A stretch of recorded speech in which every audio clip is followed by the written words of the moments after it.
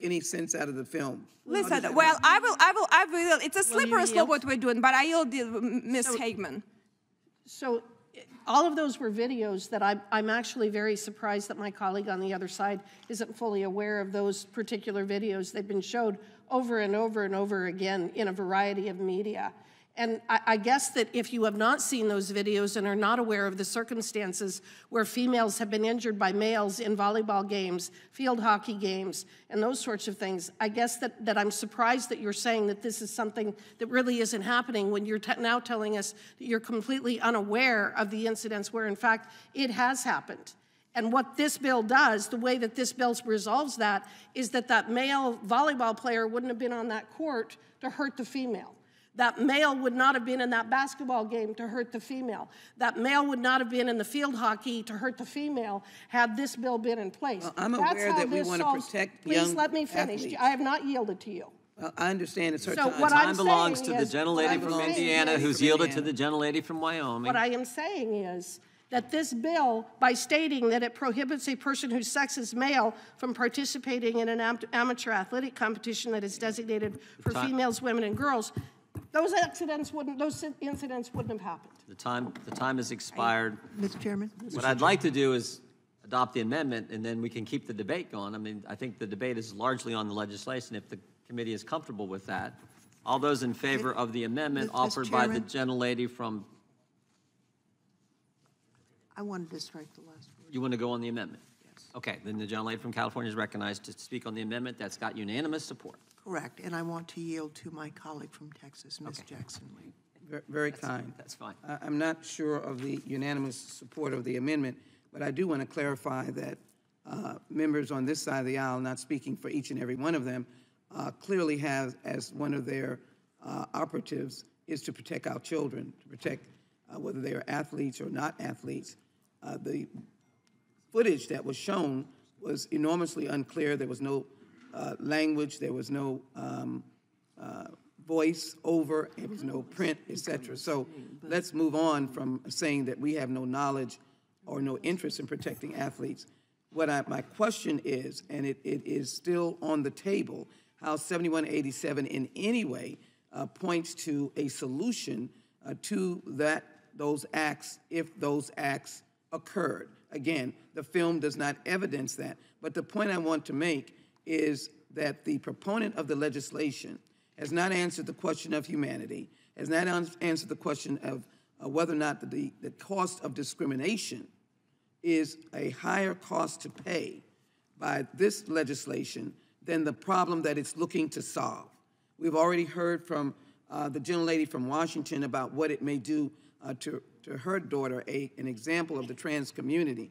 I've already offered an amendment that evidences statistically the murders of trans women who happen to be African Americans. Does that legislation, though we're dealing with athletics, deal with the larger question? And there is no answer to that. And so if there is a question of male-female strength, again, she has no answer to that because Mr. Swalwell had a question, what is the mechanism of enforcement? Never has that been answered. What is the mechanism of enforcement? All you have, you're going to have condemnation. In cities, counties, hamlets, states across America, condemnation, interrogation, intimidation. That is what you're going to get.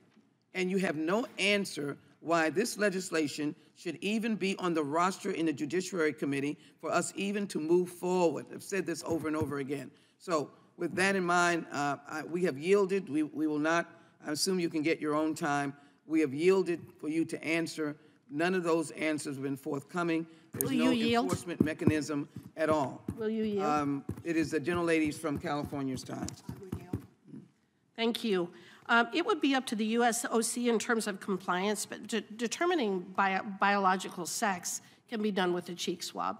It doesn't require a physical examination, as has so emotionally been described on the other side today. The other thing that I guess that I'm so terribly confused about is I don't think most people are confused about what is a boy and what is a girl and what is a man and what is a woman. I don't think that this is some kind of a mystery that we're incapable of figuring out. Lady yield to me. No, I will not. It's my time, and I reclaim my time and yield to the gentlelady from You don't want my Washington. answers. Thank you. I just want to say, first of all, please stop talking about how an emotional response from the other side is not appropriate. We are all human beings in this committee, and it is appropriate for us to have emotional responses about our children and a whole community of children that is listening to this and hurt by it. Secondly, I want to say to the sponsor of this bill, let's just take as given that you actually care about the rights of women and girls in sports. I'm just going to give that to you and say, all right, maybe that's true. Maybe that's true. Wouldn't you want to listen to what the Women's Sports Foundation says, what the National Women's Law Center says, what the United States Olympic and Paralympic Committee says, what the International Olympic Committee says? I ask unanimous consent to enter into the record this letter from the Women's Sports Foundation and the National Women's Law Center. Without objection. Let me just be clear. Contrary to its title, this bill does not protect girls and women's sports. Instead, it is a misguided and harmful measure that amounts to no more than a discriminatory attempt to target and exclude an already marginalized group of girls and women who are transgender, rather than addressing equity issues that girls and women face in sports. It goes on to say that the policies that ban girls and women who are transgender actually perpetuate harmful and dangerous stereotypes that lead to the policing and harassment of cisgender girls and women. Do you know what cisgender girls and women are? That is what you define as girls and women. And it is saying here, right here in this letter, that it is harmful. What you are doing is harmful to those girls and women that you claim to want to protect. Now, in addition, Principle 4 of the Olympic Charter... My time has expired, so I need to reclaim it and yield back. Thank you, Mr. Chairman. Generally yields back. Anybody who wants to claim time, I would love a little more. We understand, I'm sure we'll get it, but I would like to deal with the amendment, and then we're going to continue the debate. So the question occurs on the amendment from the gentlelady from Pennsylvania. Mr. Chairman, We just adopt the amendment, and then we'll come right back into the debate. It's not going to... well, I want to respond to something that she said on the amendment. So if I can just finish my point, I would really appreciate it. Well, we'll recognize the ranking member to yield. I will yield to the gentlelady from Washington. All right. Thank you. Thank you so much, Mr. Chairman. I appreciate that. Additionally, Principle 4 of the Olympic Charter outlines that the practice of sport is a human right. Every individual must have access to the practice of sport. And by imposing a categorical ban on women and girls who are transgender, this directly conflicts with the International Olympic Committee's framework on fairness, inclusion, and non-discrimination on the basis of gender identity and sex variations. And it goes on to say that actually, under the Ted Stevens Olympic and Amateur Sports Act of 1978, the U.S. Olympic Committee is prohibited from discriminating on the basis of race, color, religion, age, sex, disability, or national origin regarding. For decades, federal courts that have interpreted these non-discrimination laws have overwhelmingly recognized that anti-trans discrimination relies on sex stereotypes and is a form of sex discrimination. So when the gentlelady who's the sponsor of this bill tries to say that this is actually something that is supportive of women and girls, and all of a sudden the other side has decided they want to be supportive of women and girls, I would ask you to look at what the organizations that actually represent women and girls in sports say. They do not say that this is helpful at all. And my colleague, Mr. Swalwell from California, is absolutely right. Will you yield? Not right now, because I am in the middle, it's Mr. Nadler's time, but I am in the middle of making a very important point, which is not only is Mr. Swalwell right, and I tried to make these arguments earlier, this is a tiny, tiny, tiny group of people that you are trying to criminalize, essentially, make feel like they don't belong in our country. Not only is that true, it's not a thing, but on top of that, even if we were to take at face value that you care about women and girls, and I'm willing to do that. I'm willing to do that in my emotional state as a mother of a trans daughter. I'm willing to give you the right to say, all right, I care about this. Even then, why don't you listen to the National Sports Foundation that deals with sports for women and girls and what is good inclusive policy. That is what we should be doing here. And please stop talking about my emotional response to your bill. Yeah, it's emotional because you know what? There are Republican, independent, and Democratic parents out there of trans kids. I know because I did a roundtable, a bipartisan roundtable with our former colleague, Ileana Ros-Lehtinen, about this issue. People don't want this ridiculousness, and it is deeply hurtful and harmful to our kids. Now, maybe you don't have a trans kid. Maybe nobody on this committee has a trans kid. I don't know. I think I'm the only one. But why don't you start to think about what this feels like to kids and parents across the country when you use the kind of language that you do, that is not even based in any kind of science. And so when you argue so righteously that you actually care about women and girls, why don't you start to look at what would actually make a difference for women and girls? Like more money so that we can make sure that women and girls programs are really thriving, like equal pay for athletes so that they can pursue their careers. Those are the things that make a difference. Reclaiming, This does not. I yield back to the... reclaiming my time, I just want to point out the bill, I agree with everything the gentlelady said, obviously, but the bill, the gentlelady keeps talking about males competing against females.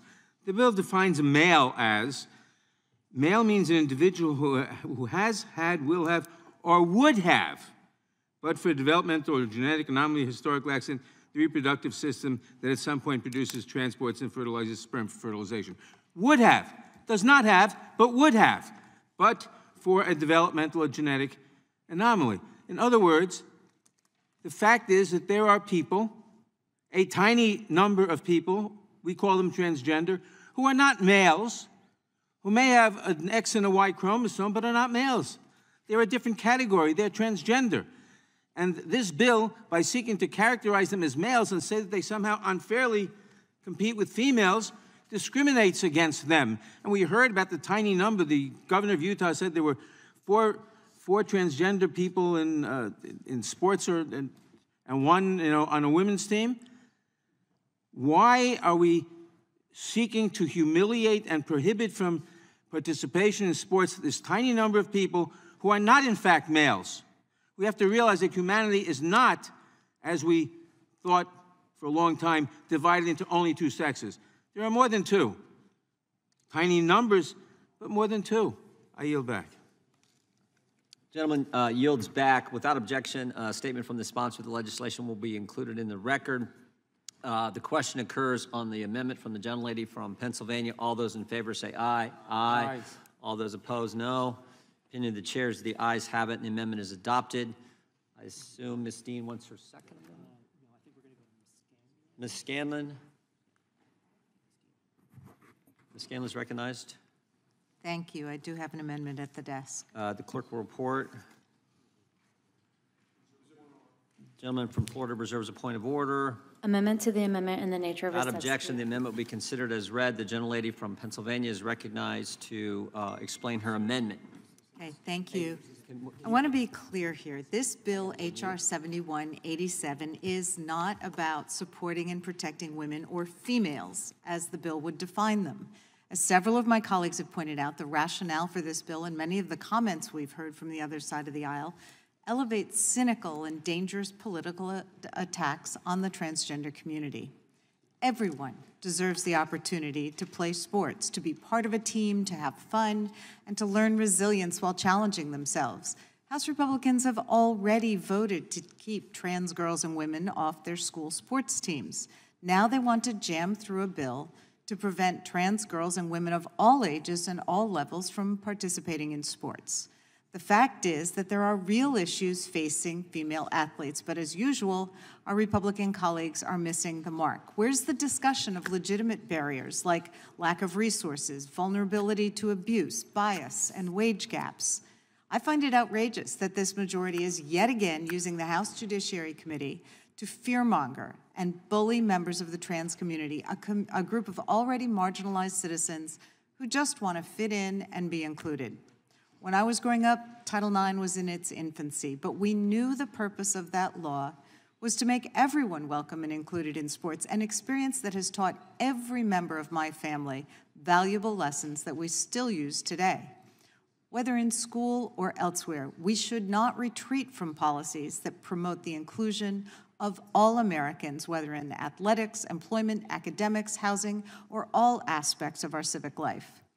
I understand that the proponents of this bill say that they want to protect women and girls, but as multiple members have pointed out, this bill does so at the cost of marginalizing and harming individuals in our transgender community. That's what this bill is about, exclusion and fear-mongering. Meanwhile, the policies that American people, and American women in particular, actually want continue to be ignored or attacked.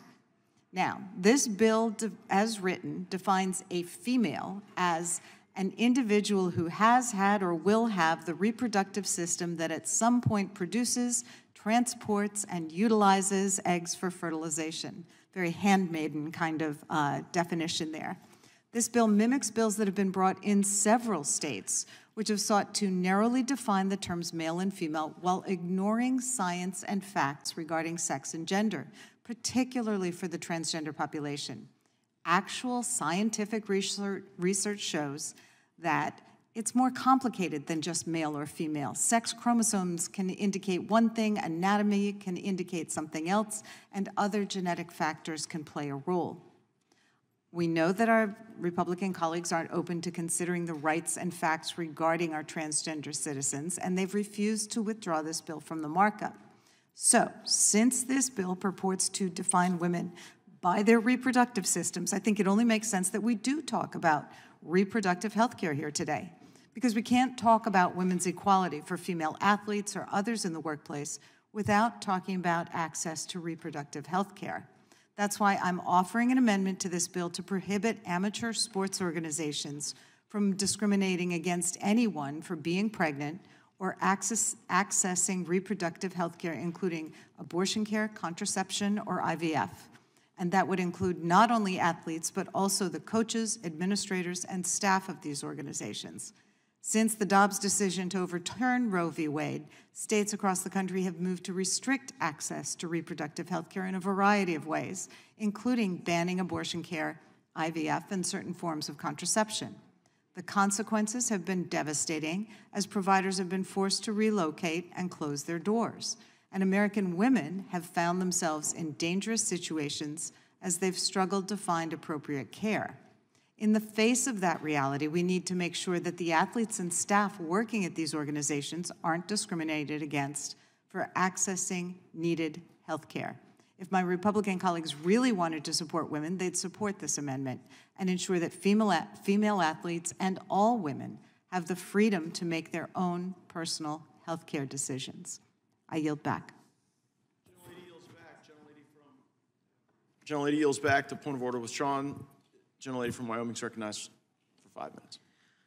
Again, this amendment has nothing to do with the bill that is before this body. Talking about abortion and contraception and reproductive health care services has nothing to do with protecting girls and women's sports and athletics. If you want to come up with and introduce a bill directed to this, you're more than welcome to, but it has nothing to do with the debate we're having today. I also want to say I'm really tired of the other side personally attacking us and impugning our character and accusing us of all kinds of nefarious deeds simply because we do not adopt your radical gender ideology. It was only about 5 minutes ago that everyone in this room would have been able to define a woman and a man. It was only about 5 minutes ago that every woman in this room would have been horrified by the idea that Title IX would be used to allow men to compete against women in athletics. It was only about 5 minutes ago that we recognized that there are biological differences between men and women with very, very limited changes to that, very limited exceptions. This amendment is absolutely unnecessary for the purpose of the bill, which is to protect women and girls in athletics. And in terms of the public sentiment on this, public sentiment is not on your side. The American people do not believe that boys and men should be competing against girls and women. The Washington Post survey from April 2023, 66% of Americans do not think that biological males should be allowed to compete in women's sports competitions at the high school level, and 65% of Americans do not believe that biological males should compete in women's sports at the college or professional level. A Gallup poll released in June 2023 found that 69% of Americans believe that athletes should only be allowed to play on sports teams that match their biological sex, which actually increased since 2021. Nobody is saying that someone who believes that they are transgender cannot compete in athletics. They simply have to compete with the same biological sex of who they are. If someone is transgender and is capable of making it to the Olympics, they are free to compete in the Olympics. But if they are a man, they should compete in the men's category, and if they are women, they should compete in the women's category. This bill doesn't do anything other than that. It just simply states that men should not be competing against women. That's all it does. And as a woman, I take great offense to anybody who believes that I do not sincerely want to protect women and girls in athletics, in the safety of their own homes, in their jobs, in employment, and in every other category. This amendment is unnecessary, and I would urge my colleagues.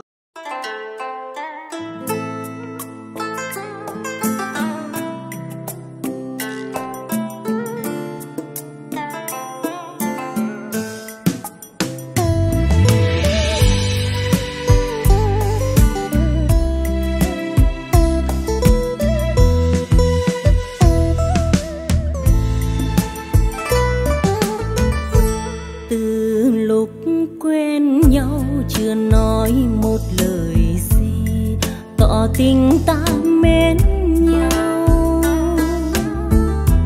nhiều đêm ngắm sao mơ ước xin mình bền lâu, suốt đời tình khắc sâu. Nhớ thương đầy vơi mộng thấy ai mỉm cười, làn môi xinh tuyệt vời, để rồi buồn ơi trăng soi còn đó, và nghe hơi gió biết rằng mình vừa mơ. Khi yêu hôn như nở hoa say mộng tuyệt vời, nắm tương lai trong bàn tay, một câu nói thôi.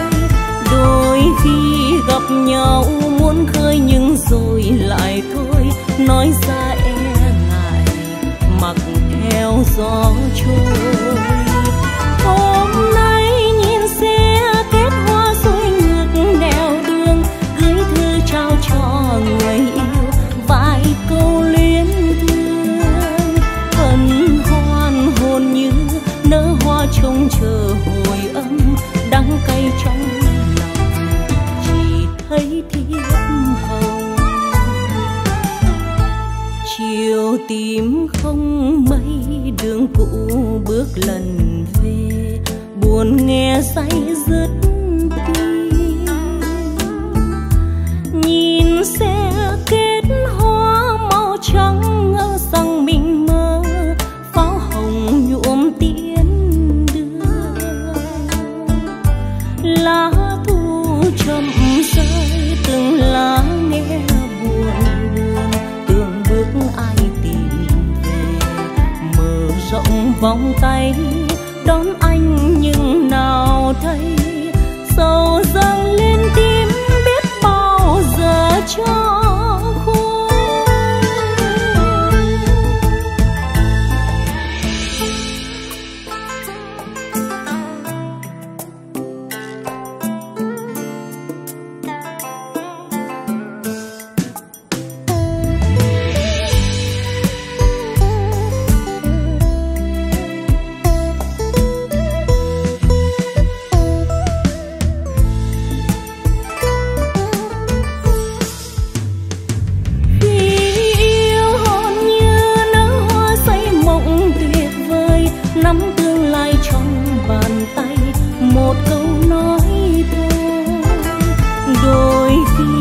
nhau muốn khơi nhưng rồi lại tôi nói ra e ngại mặc theo gió trôi.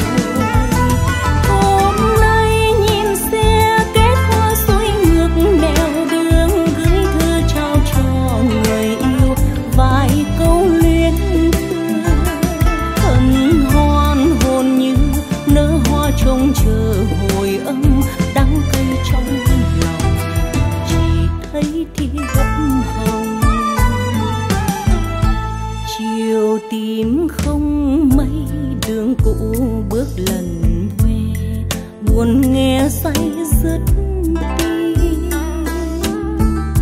Nhìn xe kết hoa màu trắng ngỡ rằng mình mơ pháo hồng nhuộm tiễn đưa. Lá thu chậm rơi từng lá nghe buồn buồn từng bước ai tìm về mở rộng vòng tay